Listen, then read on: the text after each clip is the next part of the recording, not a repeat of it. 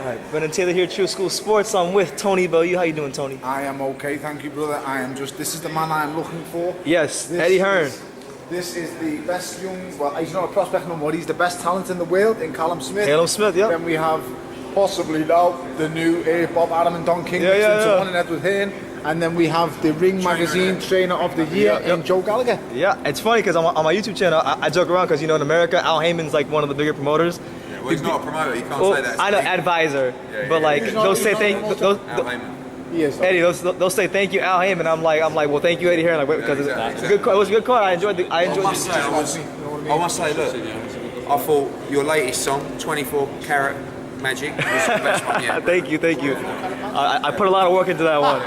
It took me a minute, but I'm on it now. Yeah, man. So, I mean, first of all, I gotta say you're looking like really big and look nice and strong. And do you know what? Everybody thinks I'm bigger in person, but the fact of the matter is I'm just a big fat cruiserweight, and I'm looking forward to March the 4th. I'm going to enjoy being here. This place is amazing. Somebody like me is very happy to be in a place like this. Yeah, man, it's a very nice hotel. Like, I actually had my high school prom here, ironically enough. Okay. Look at you. Yeah, I'm from this area, so. Okay. Yeah, so you would say your body's feeling, you know, is it feeling good? Oh yeah, at the moment I'm 16 stone, which is 16 stone, so 220 something pounds, so 220, and I'm feeling fantastic. But believe you me, on the night of the fight, I will be 200 to 205. I'll be quick. Yeah. You know, when you beat BJ Flores and you kind of went off on David Haye, you were kind of talking about a sparring session that I guess that took place between you David Price, and David Haye. How did that go? He got smashed. He got smashed? And that's just the way it went. Yes, he pulled out of his fight the next day after sparring with me and David. Was it the Fury fight? No, it was a long time ago. It was when he was he was trying to win the British Cruiserweight Championship. Okay. Very long time ago. So I think it was about 2005. Okay. So while he was kind of on his come up. Yes, he was a young budding professional. I was a fresh amateur ABA champion, and it went on from there. So it's nothing to read into. It means absolutely nothing. But the main thing is I've been in the ring with him. I know what to expect. So we will see how it goes. Yeah, I'm looking very forward to that one. Thank you. Last night, what I will say is the BJ Flores win is overlooked. Everybody just remembers the antics after the fight. BJ Flores. I don't overlook it. I remember you going in there and putting on a very dominant performance. I told everybody I was going to go in, I was going to smash BJ Flores, and everybody just kind of thought, oh well, after the fight then it's all about Bellew and Haye, but nobody really gives me the credit that no one's done that to BJ Flores before, and no one will do that again. Well, if they do, it's because I've done it first. So I bounced BJ Flores up and down off the floor like a rag doll. The Magabu fight, that was... Yeah, then I dealt with Junior Makabu. For me, who was the most feared cruiserweight in the world at the time, the most avoided, most definitely, may not be the most feared, but the most avoided without a shadow of a doubt. His win over Tabasu Makunu was absolutely amazing, and it is what it is. I'm here now. I'm a heavyweight for one fight only, but ultimately I am the WBC Cruiserweight Champion of the world, and that is my first and foremost priority. So I want to remain champion for as long as I can, and I plan on never losing that belt in the ring. When you look at the landscape of that weight class, like Oleksandr Usyk is a guy people are high on. How do you feel you match up with those guys in those divisions? I believe I have the best win at cruiserweight out of all the guys. I mean, for me, Junior Makabu was for me the most avoided cruiserweight in the world.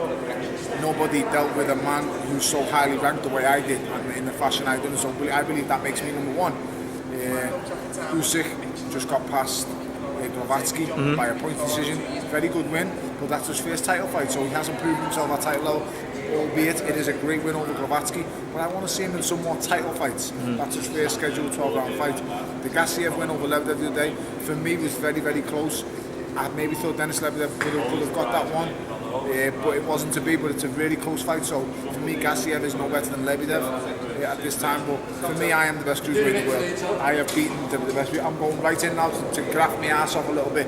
For me, right now, I am the best cruiserweight in the world, and I think I've proven that against Junior Makabu, and then I think I made it even more apparent in the destruction of BJ Flores. I mean, Bellew is a highly ranked cruiserweight, and he went tooth and nail with BJ Flores, a real close point decision loss. Bounced this guy for four times. Yeah, you were able to go in there and just put on a dominant performance. Yes. Very entertaining That's just what, fight. well, the main thing is, I wouldn't usually fight like that, but I wanted it to be exciting and dominant and performance. So I wanted to take punches to show people, listen, I got a chin at this weight, I can take whatever and give it and take it. And it was a dangerous way to do it. I don't think it was a good performance, but for me, what it was, it might not have been a good performance, but it was a dominant, damaging performance, and it shows that I'm the biggest puncher cruiserweight in the world. That goes without saying right now for me. And put the rest of the division kind of on notice. Oh yes. When you look at, you were at the, I saw you were at the Anthony Joshua fight and you met Shannon Briggs. How was that whole experience? Shannon was great. Listen, I've been a Shannon Briggs fan for a long time. I remember watching Shannon Briggs against Lennox Lewis and various other great heavyweights over the years. I only wish the guy well. So, Yeah. you know, I hope he does. He is bringing the sport of boxing into a better light. He's fantastic for the sport of boxing. He really is. But the Haye situation kind of left a bitter taste in everybody's mouth. I don't think David wants to fight him. I think David doesn't really want to take the risk, because there's one thing that everybody can say about Shannon Briggs: he's the most durable, probably the most durable heavyweight in the world.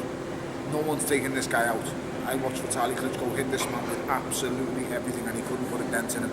So David Haye's probably thinking, I'm going to go in with Tony Bellew, he's a cruiserweight, I'll probably smash him. This is in David Haye's mind, he's going to smash me, and he's going to jump to a world title fight. David's missing the point. I'm going to beat David Haye. I'm not turning up for it. Ain't about the money. It's about beating David Haye. It's about beating the greatest cruiserweight that's ever come out of Great Britain. And for me right now, that is David Haye. He's a former undisputed cruiserweight champion, former heavyweight champion. I take David Haye's scalp. That makes me, after Joshua and Klitschko, outside of the champions in the heavyweight division, then that makes me the most wanted heavyweight when I smash the bitch. So I beat the bitch from Bermondsey. I become the most wanted heavyweight in the world outside of the champions. On that note, my brother, I have to go. I'm really All right, sorry. thank you, Tony. I appreciate you so much. Absolute pleasure. All right, I'll see you around. I'm sure we will catch up while we